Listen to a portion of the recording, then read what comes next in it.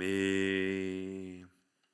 하나님 말씀 사무엘하 15장 24절에서 37절 말씀입니다. 사무엘하 15장 24절에서 37절 말씀입니다. 최영희 권사님 내일 김장 아니에요? 아이고, 이 밤에 오셔서 하나님께서 갑절로 은혜를 주실 줄 믿습니다. 이 밤에 아멘 하는 분들은 내일 김장을 하시는 분들이 아닐까 싶기도 하고. 네.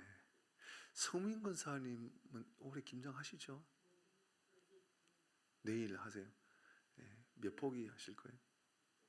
조금? 100포기 정도 하실 거예요? 아니, 한 반 포기 얻어먹을 수 있을까 싶어서 묻는 거예요.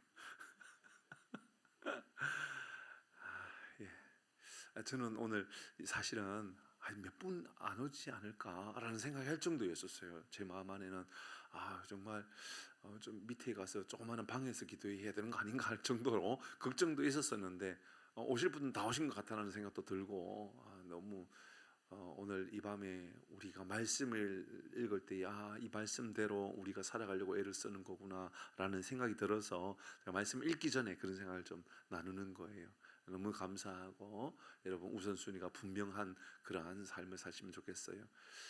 갑자기 제가 오늘 말씀 묵상하면서요, 낮에 손현모 목사님 생각났잖아요. 알죠? 그 새벽기도 안 나오고 고추밭에 가서 고추 심던 권사님, 그 고추밭에 가서 고추 다 뽑아버렸던 목사님 이야기 들으셨죠? 권사님에게 필요한 것은 고추를 심는 게 아니고 교회 가서 기도하는 거라고.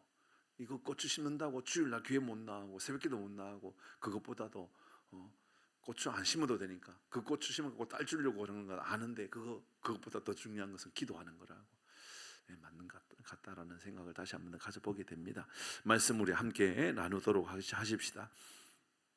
오늘은 어떻게 다윗이 일어나는가를 볼 겁니다. 그런 마음을 가지고 같이 읽으면 될 것 같습니다. 24절 제가 먼저 읽겠습니다. 사무엘하 15장 24절에서 마지막 37절까지입니다.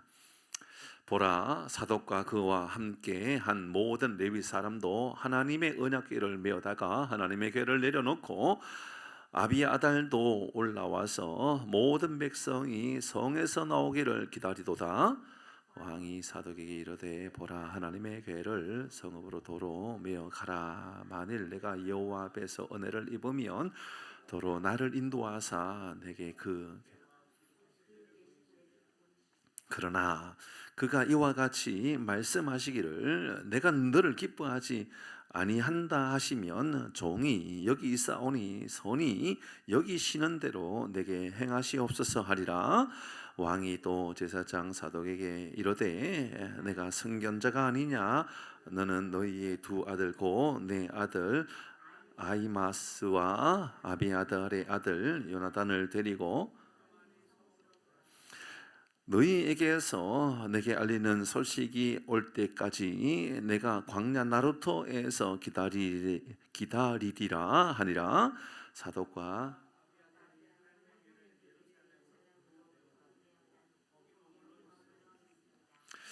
다윗이 감람산 길로 올라갈 때에 그의 머리를 그가 가리고 맨발로 울며 가고 그와 함께 가는 모든 백성들도 각각 자기의 머리를 가리고 울며 올라가니라. 어떤 사람이 다윗에게 알리되, 압살롬과 함께 모반한 자들 가운데 아히도벨이 있나이다 하니,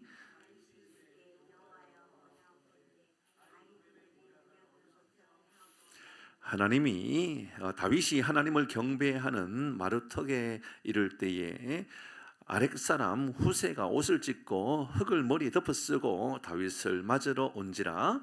다윗이 그에게 이르되, 내가 만일 나와 함께 나아가면 내가 너를 그러나 내가 만일 성읍으로 돌아가서 압살롬에게 말하기를, 왕이여, 내가 왕의 종이니이다. 전에는 내가 왕의 아버지의 종이었더니 이제는 내가 왕의 종이니이다 하면 내가 나를 위하여 아히도벨의 모략을 피하게 하리라.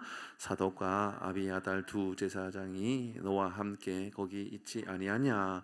내가 왕의 궁중에서 무엇을 든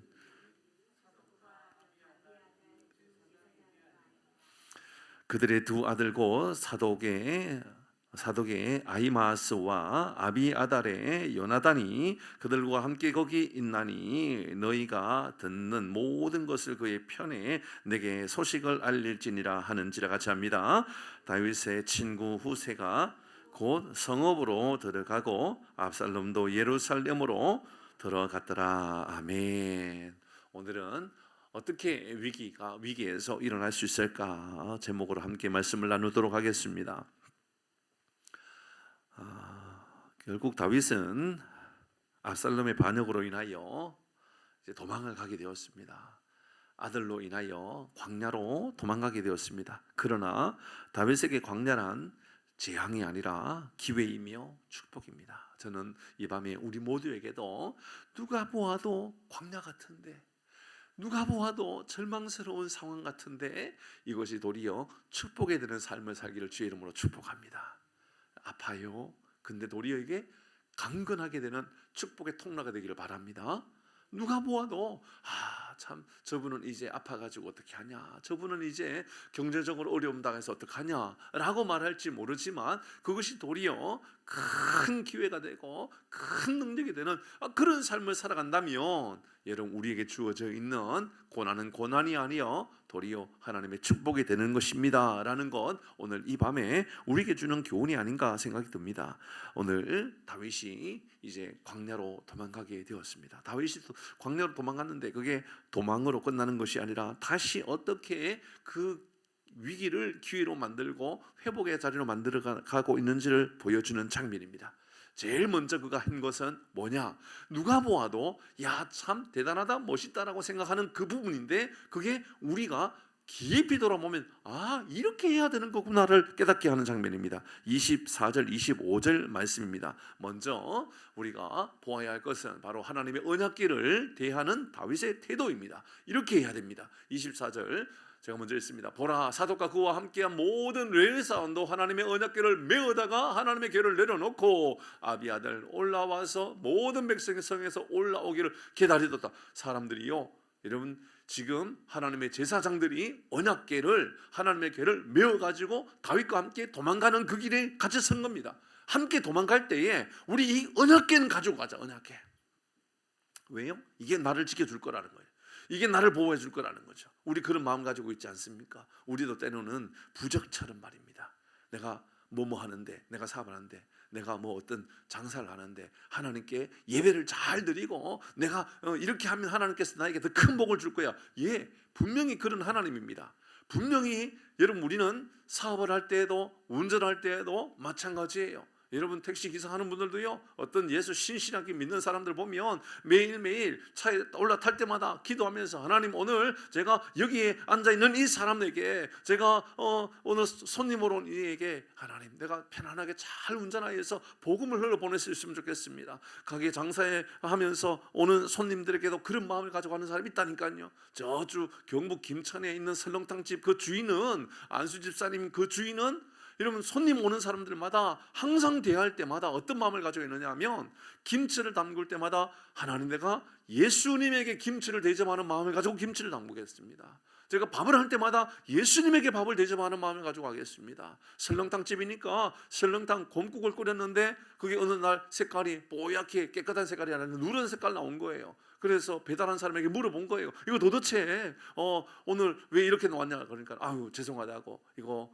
물건이 잘못 바뀌어서 그런 거라고. 왜 바뀌었냐고. 그러니까는 일반적으로 다른 사람들은 좀 안 좋은 거 쓰면 되는데 거기다가 그 뭐야 그 하얀 거 프림 딱 넣으면 뽀얀 국물 되니까 그렇게 쓰면 된다고.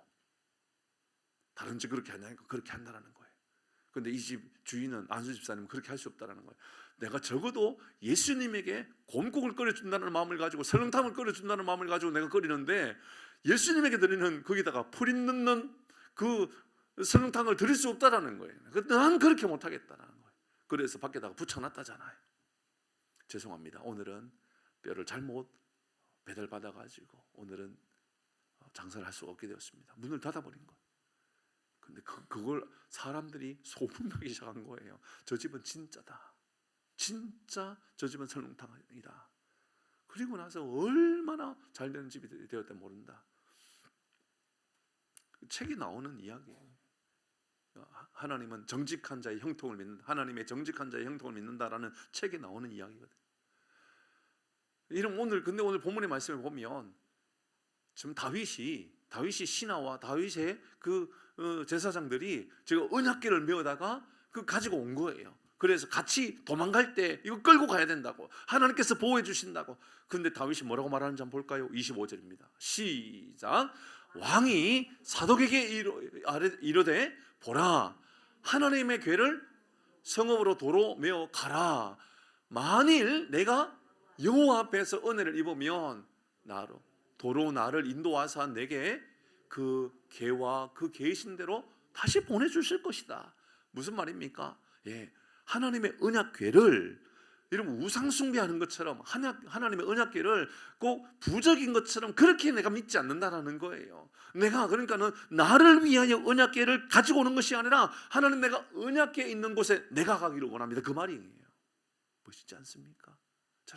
우리가 이런 삶을 살았으면 좋겠어요. 어떤 분은 그런 이야기를 해요.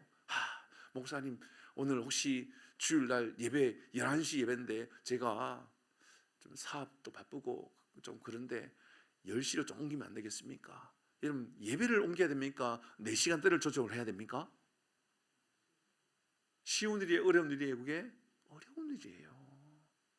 잘 생각해 보세요. 바빠가지고 교회 못 온다, 주일날 바빠서 교회 못 온다, 이런 일이 있어요 없어요? 있어요. 그때는요, 내가 바뀌어요. 내가 내 시간을 바꾸어요? 아니면 내 시간이 아니라 다른 시간을 바꿀 수 있는 그런 결단이 우리 가운데 있느냐, 그 말입니다. 저는 이 말씀을 보면서 다윗이 하나님 앞에 내가 서야 되는 거구나라는 것을 깨닫고 있는 장면을 보게 되는 거예요. 멋있지 않습니까? 다윗이 일어난 아주 중요한 모습 중에 하나는 뭐냐면, 하나님, 제가 하나님을 저한테 맞추는 것이 아니라 제가 하나님께 맞추겠습니다. 제가 하나님께 맞추는 삶을 한번 살아가 보겠습니다. 사랑하는 교회 여러분, 하나님 앞에 여러분 우리의 시간을 맞추고 하나님 앞에 내 뜻을 맞추고, 그래서 주님, 제 뜻대로 마옵시고 아버지의 뜻대로 되기를 원합니다. 그게 우리 기도 아닙니까? 오늘 이 밤에 우리 기도도 그렇게 기도하기 위하여 모이지 않았습니까? 여러분, 기도할 때에 하나님, 만약 제 뜻과 하나님의 뜻이 부딪힌다면 하나님 조금 양보해 주시고 제 뜻이 이루어지게 하여 주옵소서. 그렇게 기도합니까? 안 하잖아요. 우리 이 밤에도 기도할 때 하나님, 만약 내 뜻과 하나님의 뜻이 부딪히게 된다 그러면 주님, 제 뜻은 접고 하나님의 뜻이 내 삶에 이루어지기를 원합니다. 이 밤에 이런 기도가 우리 기도 되기를 바랍니다. 그래야 되지 않습니까? 우리 하나님께 그렇게 기도하잖아요. 하나님, 만약 기도하는데 하나님의 뜻이 아니라면 하나님 멈추게 하여 주옵소서. 하나님, 이거 둘러가게 하여 주옵소서. 저도 그렇게 기도해요. 여러분, 교회를 돌아보면서, 교회를 살피면서, 하나님, 이것이 하나님의 뜻입니까? 제 뜻입니까? 만약 이것이 제 뜻이라면 제가 고집 부리지 않게 해주십시오. 제가 멈출 수 있는 믿음의 결단을 내게 주십시오. 사랑하는 교회 여러분, 여러분의 뜻과 하나님의 뜻 우선순위, 하나님의 뜻에 두겠다라고 하는 믿음의 결단을 가지고 살아가기를 주의 이름으로 축복합니다. 적어도 오늘 이 밤에 김장을 앞두고 있는 분들인데도 불구하고 내일 하루 종일 피곤하게 지칠 그런 것 생각해 본다면 오늘 내가 좀 일찍 자야지, 그래야 내일 좀 김장하지 않을까라는 생각을 가지고 있음에도 불구하고 기도하러 나오셨다면 정말 잘하신 거예요. 사랑하는 교회 여러분, 세상의 우선순위가 하나님의 뜻이 되는, 그래서 멋있지 않습니까? 저는 25절의 말씀해 보니까 얼마나 감격이 되는지 몰라요. 내가 여호와 앞에서 은혜를 입으면 도로 나를 인도하사 내가 그 궤와 그 계신 데를 보이시리라. 이런 궤가 있는 그곳으로 나를 다시 데리고 가 주실 줄 믿습니다. 할렐루야. 이런 믿음의 고백이 우리 가운데도 있기를 바랍니다. 정말 감격스러워요. 주님, 제가 그 궤가 있는 곳으로 제가 돌아갈 수 있기를 바랍니다. 첫 번째, 여러분, 그가 위기를 기회로 만들 수 있었던 가장 중요한 것은 하나님의 뜻, 하나님의 장소에 내가 있기를 원한다. 내가 있는 곳에 하나님의 뜻을 가지고 오는 것이 아니라 내가 그곳에 있기를 원합니다라고 믿음으로 고백했다, 그 말입니다. 두 번째입니다. 여러분, 그를 통하여 우리가 볼 수 있는 아주 중요한 장면은 30절 말씀을 볼까요? 다윗이 지금 어떻게 하는지 한번 보도록 하십시다. 30절 같이 읽습니다. 시작. 다윗이 감람산 길로 올라갈 때에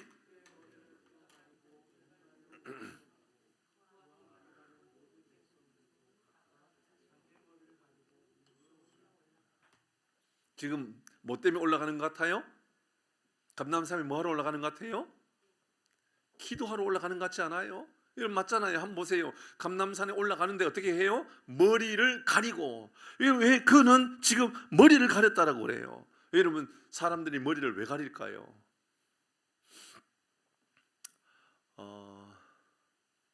지금도 유대인들이 예루살렘에 보면 유대인들이 일반적으로 유대인들의 상당히 많은 사람들이 유대인들의 모습입니다.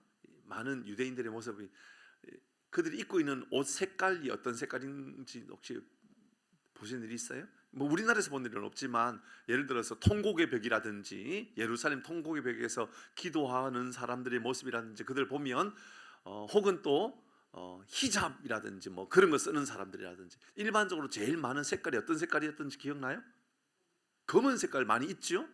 예, 뭐냐 하면 어떤 의미에서 상복과 같은 의미래요. 그게 나의 죄에 대한 모습이래요. 바로 어쩌면 이 모습 머리를 가리고 오라고 하는 것은 하나님 앞에 내가 얼굴을 도저히 드러낼 수 없는 사람입니다. 저는 이 모습에서 다윗이 하나님 앞에 내가 너무너무 부끄러운 사람이다, 내가 너무너무 참 죄로 가득한 사람이다라는 것을 철저하게 하나님께 아뢰는 그런 모습으로 보여져요. 감람산으로 올라갈 때에 먼저 머리를 가렸다. 그것은요 단순히 그냥 머리를 가렸다는 개념이 아니라 그는 나는 죄인입니다. 주님 제가 얼마나 큰 죄인인지 아시지 않습니까? 하나님 앞에 나는 도저히 얼굴을 들고 갈 수 있는 사람이 아닙니다 라고 하는 것을 말하고 있는 거죠. 여러분 머리를 가립니다. 두 번째는 뭐 하고 있죠? 맨발입니다. 맨발. 여러분 신발을 벗고 다니는 맨발로 다니는 사람 어떤 사람? 당시 유대인들에게 있어서 당시 여러분 이스라엘의 사람들이 맨발로 다녀요. 어떤 사람일까요? 노예, 종 이런 사람들일까요? 다윗의 신분은 뭐예요? 근데 왕. 비로소. 여러분 우리는 지금 15장 말씀의 마지막 부분을 읽고 있어요. 14장 말씀을 나누면서 함께 나누었던 말씀 기억하세요? 여러분 사무엘하 14장에 계속해서 사용했던 단어 다윗이라는 말은 한 번도 사용하지 않고 여러분 계속해서 51번 썼던 단어 한 글자 뭐였죠? 왕. 내가 왕이란 말입니다. 그러니까 계속해서요 다윗은 내가 왕이다, 내가 왕, 나는 왕, 나는 왕이야 계속해서 그렇게 말했던 그가 여러분 15장 넘어서 30절 와가지고 이제 비로소 그가 하는 말입니다. 머리를 가리고 내가 죄인입니다. 덮어 쓴 거죠. 그러니까 내가 하나님 앞에 도저히 내 얼굴을 드러낼 수가 없습니다 라고 말하는 것으로 끝나지 않고 그 다음에 맨발로 해요. 나는 하나님 돌아보니 내가 죄인입니다. 두 번째 주님 저는 종입니다. 나는 죄인입니다. 나는 종입니다. 주님 제가 이렇게 어리석은 종인데 제가 왕 노릇하고 있었습니다. 여러분 그렇게 끝까지 내가 왕인 것처럼 내가 대단한 사람인 것처럼 그렇게 자기 자신을 뭐 대단하게 그렇게 자기 자신을 높이려고 했던 그가 여러분 비로소 광야에서 깨닫게 된 거예요. 광야에 쫓겨나가지고 광야에 도망다니면서 그가 경험하는 그 모습은 바로 하나님 내가 종이군요. 하나님 제가 종이었다는 것을 제가 잊었군요. 비로소는 맨발로 가게 되었던 거예요. 여러분 머리를 가리고 맨발로 뛰어가다 보니까는 깨닫게 되는 거예요. 내가 죄인이었구나. 내가 왕노릇하다 보니 내가 하나님 앞에 얼마나 연약한 사람인지 몰랐구나. 깨닫고 나니까는 그 다음에 나타나는 모습 눈물이 그렇게 나는 거예요. 펑펑 우는 거예요. 그러니까는 머리를 그가 가리고 맨발로 그 다음 뭐예요? 울며 가고 눈물이 날 수밖에 없는 거예요. 알잖아요. 우리가 하나님 앞에 나의 연약함을 깨닫고 나면 하나님 앞에 나의 죄가 깨닫고 나면 하나님 앞에 내가 부족한 사람을 깨닫고 나면 그렇게 눈물이 나잖아요. 하나님 제가 이렇게 연약한데 어리석은데 제가 잘난 척했다고 주님 제가 이렇게 못난 사람이라고 그렇게 서게 된다 그 말입니다. 그렇게 그가 이제 비로소 울면서 그렇게 이제 하나님 앞에 나가게 된 것이지요. 그가 울었던 그 장면을 생각해 보십시다. 자칫 잘못하면 이 울음, 그가 머리를 가리고 맨발로 이것을 다 지워버리고 울며 이러면 갑자기 이런 생각이 들 수 있을 것 같아요. 그가 왜 울었을까? 아들의 이 반역에 대한 원망 때문에 눈물이 나겠다, 이렇게 생각할 수 있잖아요. 내가 내 아들한테 이렇게 잘해 주었는데 이놈이 나를 반역해가지고 나를 죽이려고 그럴 거라고 그런 생각할 거예요. 그래서 이 원망에 대한, 원한에 대한 눈물이라고 생각할 수 있을 거란 말이에요. 그런데 그의 눈물이 어떤 눈물이었는지 가르쳐 주는 게 바로 앞에 있는 머리를 가리고 맨발로 울며, 그러니까는 앞부분에 있는 거, 이러면 그의 눈물은 통회하고 자복하는 눈물이었다, 그 말이에요. 누군가를 원망하는 눈물이 아니라고요. 사랑하는 교회 여러분, 오늘 이 밤에 눈물이 나면, 하나님 앞에 눈물의 기도를 하게 된다면 원망과 원한에 대한 눈물이 아니라 하나님 앞에 나의 연약함이 보여지고 하나님 앞에 나의 부족함을 깨닫게 되는, 그리하여 하나님 앞에 겸손함의 눈물이 되는 밤이 되기를 주의 이름으로 축복합니다. 저는 우리 교회가 그랬으면 좋겠어요. 사람에 대한 원망, 원한, 사람에 대한 그런 불평의 마음이 아니라 하나님 앞에 나를 볼 줄 아는 마음이에요. 광야에서 여러분 다윗이 가장 큰 은혜를 입은 것은 바로 이 장면 같아요. 그렇잖아요. 여러분 무엇이 그에게 그를 회복시켜 주는 겁니까? 먼저는 앞에 말씀에서 우리가 읽었던 것처럼 하나님 앞에서는 나의 모습을 보게 되는 거죠. 내 앞에 하나님을 가지고 오는 것이 아니라 하나님 앞에 내가 가야 된다는 것을 알게 된 거예요. 하나님 은혜를 주셔서 내가 하나님 앞에 다시 돌아갈 수 있도록 은혜를 주십시오. 그리고 산으로 올라가가지고 올라갈 때 깨닫는 거예요. 머리를 가리고 하나님, 내가 하나님 앞에 부끄럽습니다. 제가 이렇게 부족한 사람입니다. 계속해서 아들을 향하여 부끄러운 사람이었고 또 밧세바를 향하여 부끄러운 사람이었고, 이런 모든 모습들을 다 깨닫게 된 것이지요. 그렇게 울면서 올라가게 되었다라고 이야기하고 있다, 그 말입니다. 저는 이 울음이 밧세바 사건, 암논 사건, 과거에 온전히 하나님 앞에 서지 못하고 내가 왕 노릇하려고 그렇게 몸부림쳤던 그 모습에서 나의 죄를 발견하게 되었던 눈물이 아닐까라는 생각을 가지게 되었습니다. 31절 말씀을 같이 읽어볼까요? 31절입니다. 시작. 어떤 사람이 다윗에게 이르되 압살롬과 함께 모반한 자들 가운데 아히도벨이 있나이다 하니 다윗이 이르되,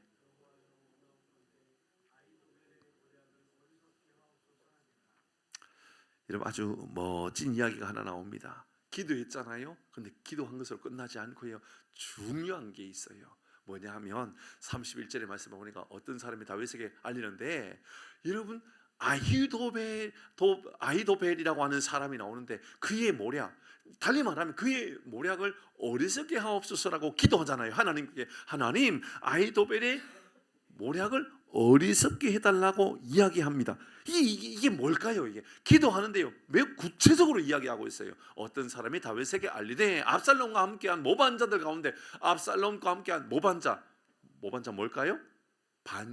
배반한 사람들, 그러니까 이 앞잡이가 됐던 사람들, 반역한 사람들 가운데 아히도벨도 있나이다. 아히도벨이 있나이다. 이것을 알고 다윗이 하나님께, 하나님 아히도벨의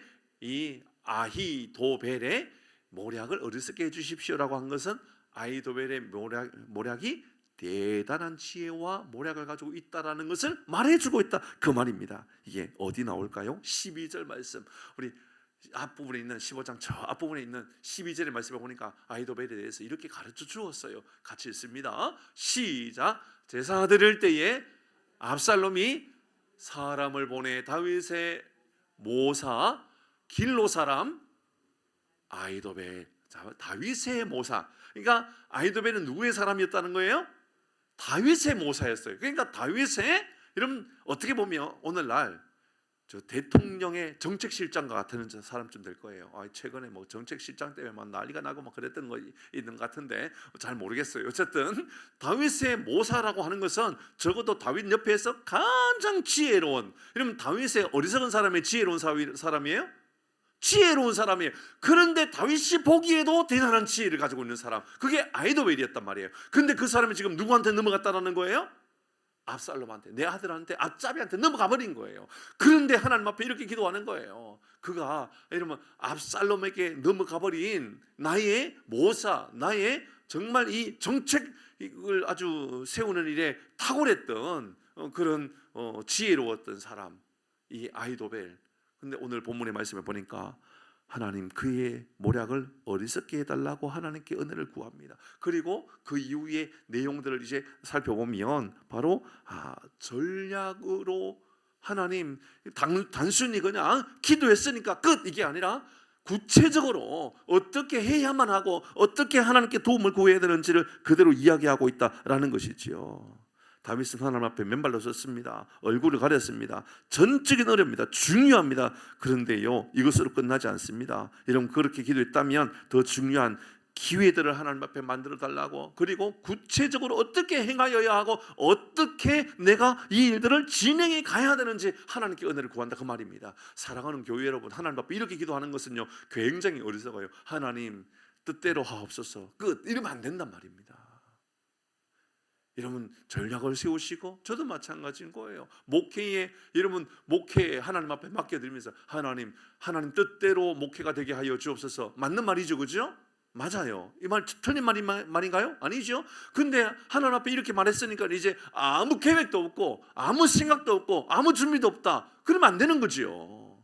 하나님 앞에 계획을 세우고 이제 준비하면서 하나님 이제 우리가 뭐 라면도 할 것이고 전도 축제도 할 것이고 뭐도 할 것인데 하나님 은혜를 주옵소서. 근데 하나님 잘못된 길이라면 막아 주십시오. 바른 길이라면 열어 주십시오. 사랑하는 교회 여러분, 단순히 그냥 여러분 하나님께 기도했으니까 끝 그렇게 하지 마시고 주어진 일들 최선을 다하여 살아가는 여러분 삶으로 증명해 보일 수 있는 내 기도가, 내가 하나님께 아뢰었던 기도가 그대로 하나님 앞에 내 마음뿐만 아니라 내 열심으로 증명해가는 그런 삶을 우리 모두가 살아가기를 주의 이름으로 축복합니다. 아멘. 여러분 한 가지만 더 보도록 하십시다. 여러분 32절 말씀 이어보니까 지금 어떤 모습을 보여줍니까? 가장 중요한 모습 중에 또 하나예요. 다윗에게 있어서 오늘 본문의 말씀을 보니까 하나님의 뜻 앞에 내가 서기를 원합니다. 내 뜻 앞에 하나님의 뜻을 가지고려고 하는 것이 아니라 첫 번째는 하나님의 뜻 앞에 내가 서기를 원합니다 보여줬죠. 두 번째는 기도합니다. 기도. 어떻게 기도해요? 나의 연약함, 죄의 모든 모습들 하나님께 통회하고 자복하는 기도의 모습을 보여줘요. 그러면서 울면서 통회하는 모습들을 보여주는 거죠. 세 번째 어떤 모습을 보여줍니까? 기도했으니까 끝이 아니라 구체적으로 기도하면서 하나님께 나가는 거예요. 구체적으로 하나님께 도움을 구하는 거예요. 구체적으로 하나님 이건 이렇게 해 주셔야만 하나님 은혜가 내게 임하는 것을 내가 경험하기를 원합니다. 구체화해서 진행해 가는 거죠. 네 번째입니다. 중요한 모습 또 보게 되는 게 있어요. 32절 같이 합니다. 시작.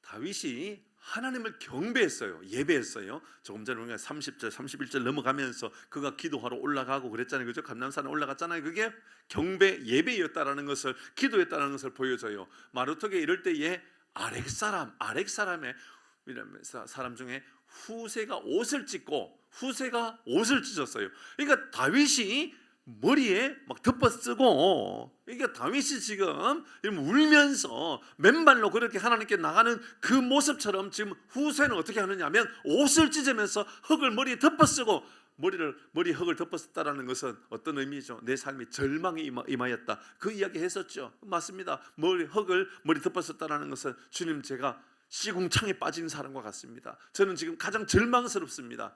그게 지금 다윗의 모습인데 내가 꼭 그런 모습입니다 라는 것을 후세도 똑같이 보여주는 거예요. 여러분 이렇게 말했던 후세의 모습 볼까요? 37절에서는 후세에 대하여 이렇게 이야기합니다. 같이 합니다. 시작. 됐습니다. 여러분 이 말 얼마나 친근감 있고 얼마나 우리에게 용기가 됩니까? 여러분 후세에 대하여 성경이 다윗의 누구라고요? 친구라고 이야기하고 있어요. 저는 우리 모두가 영적인 친구의 관계가 만들어지기를 바랍니다. 그래야 돼요.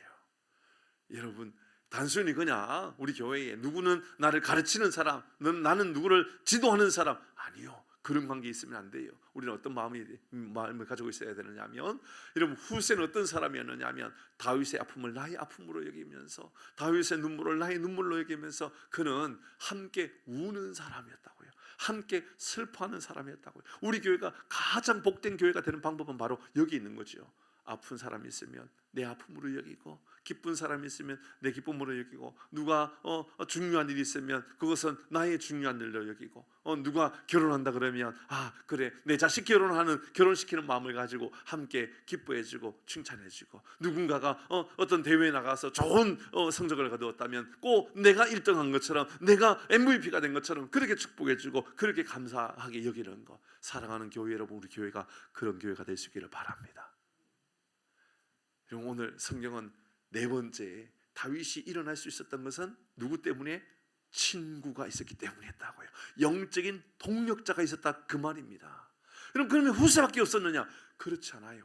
여러분, 그 옆에는요 기도의 동력자가 또 있었어요. 35절 말씀도 볼까요? 그 옆에 함께 있었던 사람 중에 이런 사람들도 있었습니다. 같이 합니다. 시작. 사독과 아비아달 두 제사장이 너와 함께 거기 있지 아니하냐? 내가 왕의 궁중에서 무엇을 듣든지 사독과 아비아달 두 제사장에게 알리라. 이런 영적인 동력자도 다윗 옆에 있었다, 그 말입니다. 그러니까 그는 함께 우는 이런 그런 친구도 있었고 영적인 동력자도 있었다, 그 말을 우리에게 알려주고 있는 것이지요. 광야는 어떤 곳이었는가? 여러분, 우리는 내 옆에 누가 있는지를 알게 되는 시간이라, 그런 생각이 들었습니다. 여러분, 광야에 이르렀을 때에, 우리가 아프고 힘들었을 때에 그때 비로소 우리는 내가 누구인지 알게 된다는 거 우리 너무 잘 알고 있지 않습니까? 울 때 내가 울어야 되고, 내가 힘들 때에 아이고 그래 하는 집 보니까는 잘 됐다, 저놈 내가 저럴 줄 알았어. 여러분, 그런 삶이 되면 안 되지 않겠습니까? 적어도 그런 문제가 되었을 때에, 그런 일들이 생겼을 때에 내 아픔으로 여기면서 함께 울어줄 수 있고, 함께 기뻐해 줄 수 있고, 함께 슬퍼해 줄 수 있고, 여러분, 그게 교회라는 것 아닐까요? 그게 바로 오늘 바울이 이야기했던 지체의식 아닐까요? 오른팔이 아프면 왼팔도 함께 아파해 가야 한다, 그 말입니다. 다리가 아플 때에 손발이 다 고생하잖아요. 여러분, 오른쪽 다리가 아프면 오른쪽 다리만 아픈 거예요? 내 몸 전체가 아픈 거예요? 내 몸 전체가 아픈 거예요. 여러분, 발가락에 조그만한 뭐 하나 찔려도요 내 온몸이 반응을 하잖아요. 발목 삐끗했어요. 그래서 발목이 좀 아파요. 그러면 한번 생각해 보세요. 계단을 올라갈 때에, 여러분, 계단 올라오는데 발목에 조금 상처가 있거나 어려움이 있어요. 그러면 발목에만 고생하는 걸까요? 아니면 내 몸 전체가 함께 아파하는 거예요? 그게 지체의식이라는 거예요. 전에도 말씀드렸잖아요. 올라 그러면 이제 두 팔은 넘어지지 않기 위하여 기둥을 잡아야 되지요. 그죠? 우리의 눈은 어때요? 앞을 잘 주시해야 돼요. 평소에 그냥 올라왔던 길도요 이제는 혹시나 넘어지면 안 되기 때문에 더 잘 봐야 된단 말이에요. 내 몸의 모든 균형은 바로 오른발 다쳤던 그 발을 위하여 내가 이제 희생하고 섬겨주는 거죠. 그게 교회란 말입니다. 그러면 우리 교회도 똑같아야 되는 거죠. 누군가가 아프고 힘들면 내가 아픈 것을 여기는 것이죠. 말씀을 마무리하면서 우리는 다시 한번 다윗을 돌아보도록 하십시다. 다윗이 광야가 위기가 아니라 기회였던 이유는 무엇일까요? 그가 광야에서 일어날 수 있었던 이유는 무엇이었을까요? 첫 번째는 내 뜻에 하나님의 뜻을 맞춘 것이 아니라 하나님의 뜻에 내 뜻을 맞추려고 노력했다, 그 말입니다. 두 번째는 기도했다고요. 어떤 기도를 했어요? 회개하며 기도했어요. 나 자신을 돌아보는 기도. 그래서 머리를 덮어 쓰고요, 맨발로요, 그렇게 기도하면서 올라갔다고요. 감난산 올라갈 때 울면서 올라갔다 했잖아요. 왜 울었다고요? 나의 연약함, 나의 죄의 모습들을 다 보니까 울 수밖에 없었단 말입니다. 세 번째는 그냥 그렇게 기도한 것으로 끝나지 않고 매우 구체적으로 무엇을 위하여 기도하고 어떻게 기도해야 되는지를 구체적으로 기도했다라고 이야기하고 있어요.